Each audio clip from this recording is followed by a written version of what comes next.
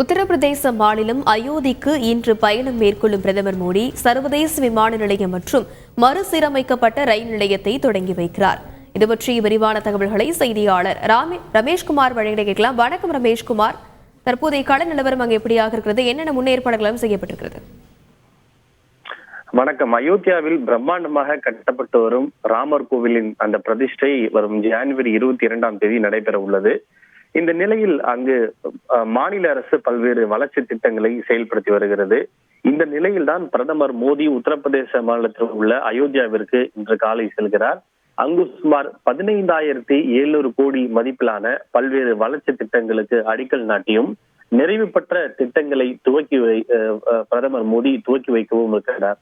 இதில் குறிப்பாக பார்த்தோமேயானால் அயோத்தியா விமான நிலையத்தை பிரதமர் மோடி துவக்கி வைக்க இருக்கிறார். இவை தவிர மறுசீரமைக்கப்பட்ட தரம் உயர்த்தப்பட்ட அயோத்தியா ரயில் நிலையத்தையும் பிரதமர் மோடி இன்று துவக்கி வைக்க இருக்கிறார்.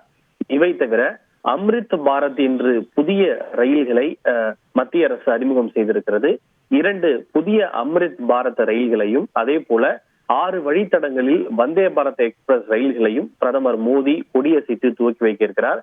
இந்த 6 வந்தே பாரத் ரயில்களில் கோவை பெங்களூரு கண்டோன்மெண்ட் இடையிலான வந்தே பாரத் எக்ஸ்பிரஸ், அமிர்தசரஸ் புதுடெல்லி இடையிலான வந்தே பாரத் எக்ஸ்பிரஸ் உள்ளிட்ட பல்வேறு எக்ஸ்பிரஸ் ரயில்களும் இதில் அடக்கமாகிறது.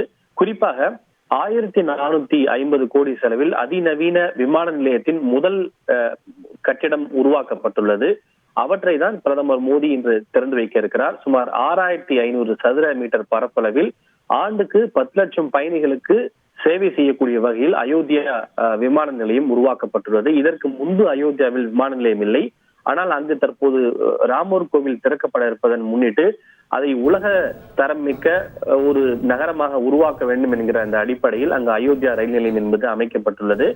இந்த விமான நிலையத்தை பொறுத்தவரை ராமர் கோயிலுடைய கட்டடக்கடையை சித்தரிக்கக்கூடிய வகையிலே அந்த விமான நிலையம் என்பது அமைக்கப்பட்டுள்ளது.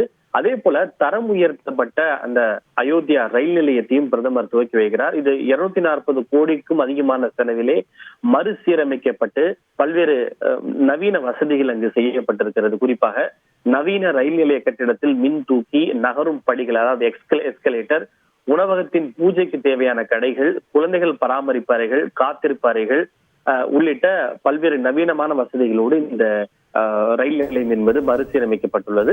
அதே போல அம்ரித் பாரத் ரயில்கள் உள்ளிட்ட பல்வேறு ரயில்களையும் பிரதமர் மோடி துவக்கி வைக்க இருக்கிறார். குறிப்பாக குளிர்சாதன பெட்டிகளை கொண்ட LHP புஷ்புல் வகை ரயில்களாக இது வடிவமைக்கப்பட்டுள்ளது.